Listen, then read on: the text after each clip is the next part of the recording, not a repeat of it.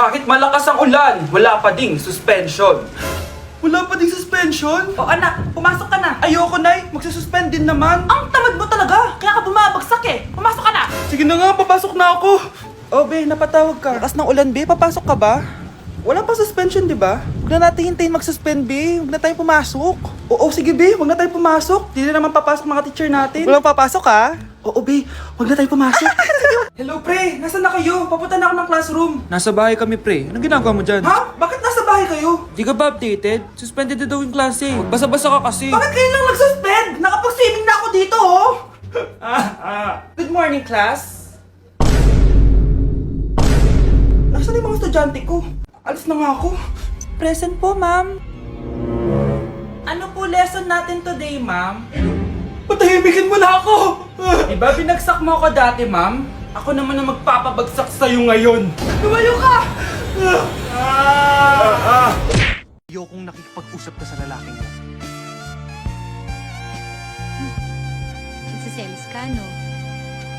Mali man ang ikaw ay ibigin ko. Anak, ano naman yung ginagawa mo? Hulaan ko. Uso na naman yan, no? Oo, Nay. Uso to ngayon si Shrek. Ang cute niya kasi. Talagang juwang-jowa ka na, no? Eto na lang si Badong yung jowain mo. Hi, Scarlett. Wag na lang mag-jowa, Nay. Mas pipiliin ko pa si Shrek kesa dyan, no? Arte neto. Update sa nawala kong passport. 9 o'clock na ng umaga at literal na wala akong tulog sa kaka-overthink ko. So pupuntahan ko na yung store kung saan ko naiwan yung passport ko. Lord, sana nandun pa. Nag-search ako tapos 10 AM daw sila nagbubukas. So pupunta na tayo doon bago sila magbukas. So naglalakad lang ako papunta sa subway. Nandito na ako sa subway, guys, and kinakabahan na ako. Hindi ko talaga alam gagawin ko pag wala talaga doon. No, hindi pwede. Makakapag-Japan kami. Kasi sayang yung mga binayad ko, be. Guys, nakasakay na ako. Guys, nandito na tayo. Kinakabahan ako. Tapos naiihi pa ako. Guys, wish me luck, Lord. Please, sana nandun. Nandito na tayo sa Myeongdong, guys. Tapos dun yung papunta dun sa store. Ako lang pala mag-isa ngayon, guys. Hindi ko kasama si Honey Bunch. Solo traveler. Pinapaayos ko kasi siya ng mga gamit. Pag uwi ko dun sa hotel, diretso na kami airport. Ganun. Grabe sa isang katangahan. Sobrang mahal. Mahal maging tanga dito, guys. Wait lang, may napapansin ako. Parang ang fresh ko dito sa Korea. Yun ang glass skin, no? Ito yung store, yung tier. Diyan ko nawala yung passport ko. Lo, tinitignan ako na ito, oh. Guys, may mga staff na. Try ko magtanong if may nakita silang passport. Sana pansinin ako. Hello? Deadma challenge sila, guys. I left my passport yesterday here. Yes. Can you please check? Guys, sana nandito? Pinakabahan na ako. Lord, please. Magkakabait na ako, please. Hala, guys. Hala, ano tong hawak ko? Passport ko yata to. Yes, makakapag-Japan tayo, guys. Over naman, no? Hindi na siya nag-overthink. Iniisip ko ngayon, pupunta tayo ng Japan. Guys, nasa airport na kami. Tuloy na kami sa Japan. Bye, Korea. Ano masasabi mo? Alas na tayo ng Korea. Babalik pa ba tayo dito? Yes, at sana next time hindi mo na makakalimutan yung passport. Kakarating lang namin dito sa Vietnam at ano pa bang gagawin natin? Titikim tayo ng convenience store food. Hello, umuulan, tara na! Guys, hindi humihinto yung mga sasakyan dito kaya tatawid ka talaga.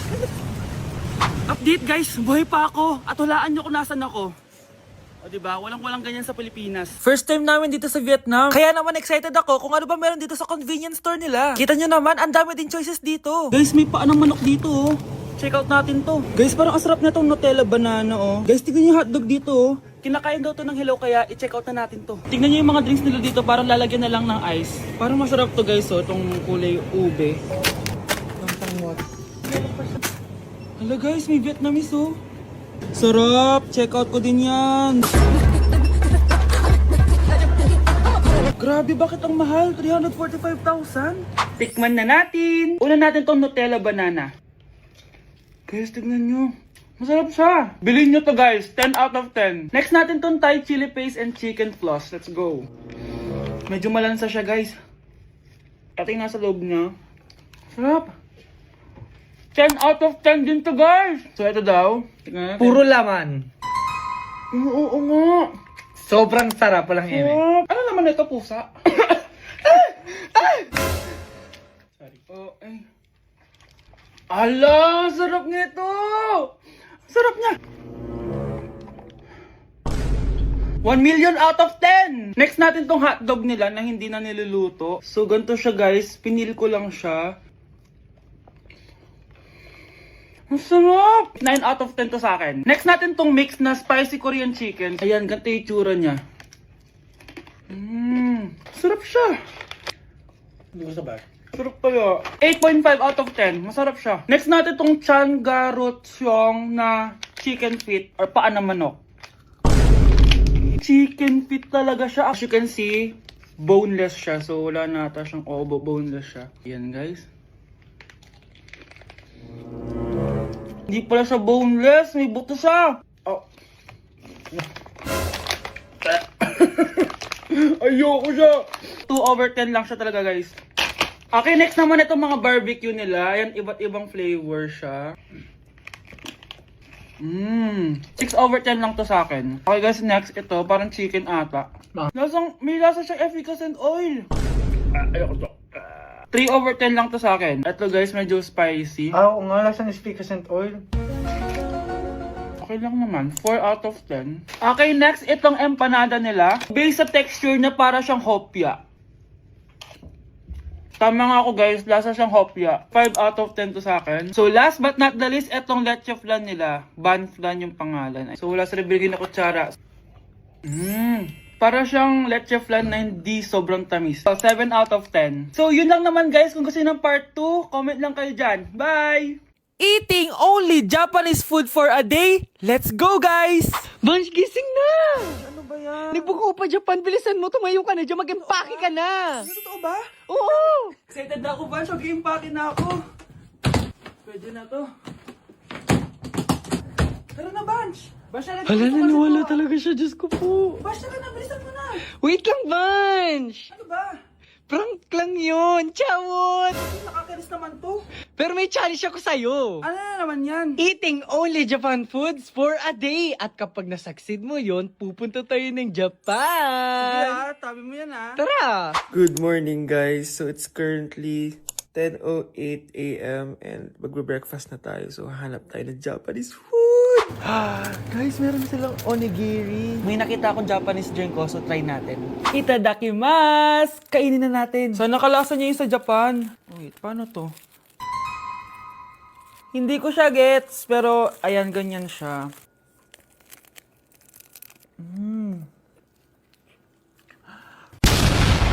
Pasabog! Kainin naman natin to kasi ako nagpabili nito. Itong bulgagi. Tignan nyo guys yung loob nyo oh. Tuturuan ko kayo kung paano magbuo ng onigiri. First step is... Ito pa? Okay, last etong salmon mayo. Tingnan natin. Mas ba't yung beef? Subtle lang yung lasa niya. Hindi siya sobrang malasa gaya na ito. So, inom na tayo, guys. Try natin to Milku. Milku, deodorant. Miku, guys. Lasa siya Yakult. Sarap! Totoo ba? So, yun lang naman sa breakfast natin. Excited na ako sa lunch and dinner kasi sa labas tayo kakain. It's lunchtime, guys. And as usual, late na naman tayo magla-lunch. Ang kinikrave ko ngayon for lunch is ramen. So, tignan pa natin kung ano pa pwede natin orderin na Japanese food. Guys, di ko alam na may entrance exam pala dito. Di pa naman ako nag-review. Usually guys, minamax ko lahat to. Papamax ko sa kanya lahat, pati yung spice para may challenge. Tara! Guys, dumating na yung karaage. Oh my.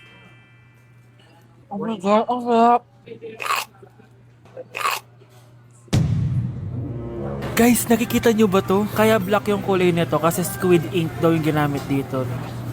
Weird siya pero masarap siya, gets. Sarap. So meron din siyang beef. Wow. Sobrang malasa siya, guys. Kung di pa kayo nakakatikim ng ramen, guys, ano pang ginagawa nyo? Bumili na kayo. Mukha lang siyang hindi nakakatakam pero masarap siya. Grabe, namimiss ko na yung Japan kasi palagi kami nag-ramen dun eh. Craving satisfied naman ako and excited na ako sa dinner, guys. So, next stop, dinner naman. So, let's go! It's dinner time, guys! Medyo busog pa ako pero kaya natin to. So, tara, pasok na tayo and mag-order na tayo ng Japanese food. Let's go! Itadakimasu! Favorite namin to ni Haneban. Sobrang sarap nito, guys. Sushi siya na may malaking salmon, tas ang sarap, promise. Sausaw natin sa sauce. Bigyan mo ako ng best reaction mo. Nag-order din kami ng California Maki. Nag-order din ako ng yakiniku doon. Ayan ang tsura niya. Sarap niya, oh. Guys, tignan niyo.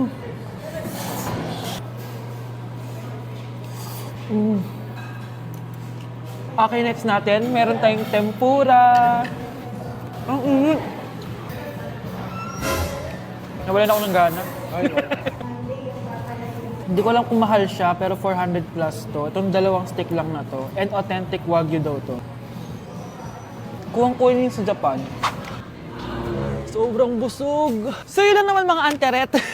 So yun lang guys. Thank you for watching this video. And sobrang nabusog ako and nasatisfy ako sa kinain ko ngayon. Mag-comment kayo kung ano pang gusto nyo i-challenge sa akin at gagawin natin yan. And guys, we're going to Japan soon! Kasi nagawa ko, di ba? Sabi mo, lilibre mo ako ng ticket sa Japan. Arigato gozaimasu! Bye! Hindi ka pwede mamatay! Pre, may kalaban sa mido. Habulin nyo. Defend nyo na yan. Bilis. Matatalo tayo nyan eh. Nasagasaan daw ng langgam. May ganun ba? Excited na ako kumain. Hala, magkikis na sila. Ah! Let's go, guys! Ayan, malapit na! Yes! Panalo! Bakit ganun siya tumawa? Grabe, ubos agad! Wala na naman! Grabe kayo! Ako bumili tapos kayo kumain! Next time kasi, Nay, bilhin mo na lahat ng crispy patata sa supermarket. Sige po, madam. Mga anak, aalis lang ako Maglinis kayo dyan. Bye, Nay!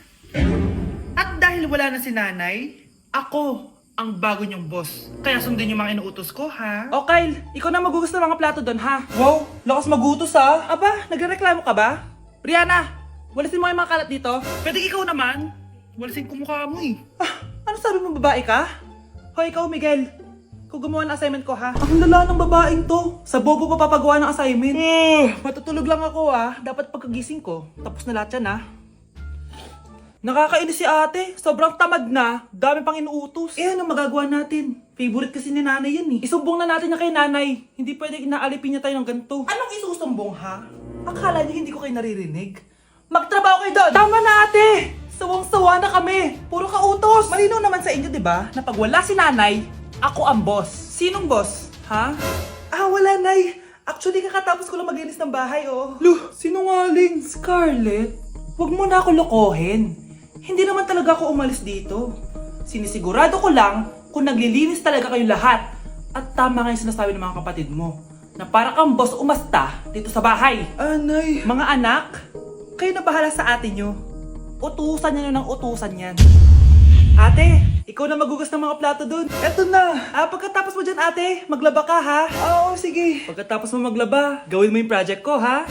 Sige boss. Lahat ng utos nyo gagawin ko.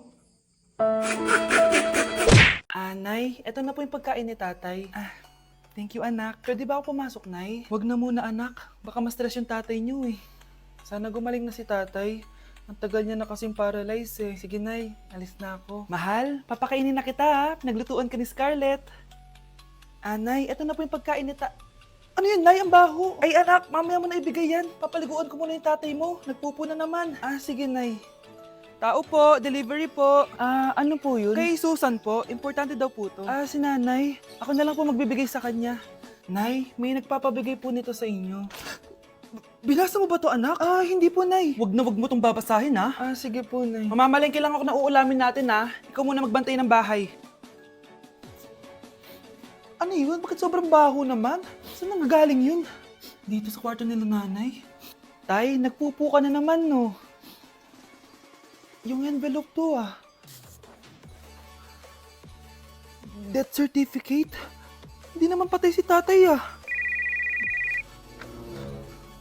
Hello po. Buti naman po ma'am, sinagot niyo na. This is St. Peter's Funeral. Kailan niya po ipapaimbasa mo yung asawa niyo? Isang linggo na rin po kasi baka bumaho po yung bangkay niya. Anak, alam kong nasa kwarto ka ng tatay mo. Si nanay.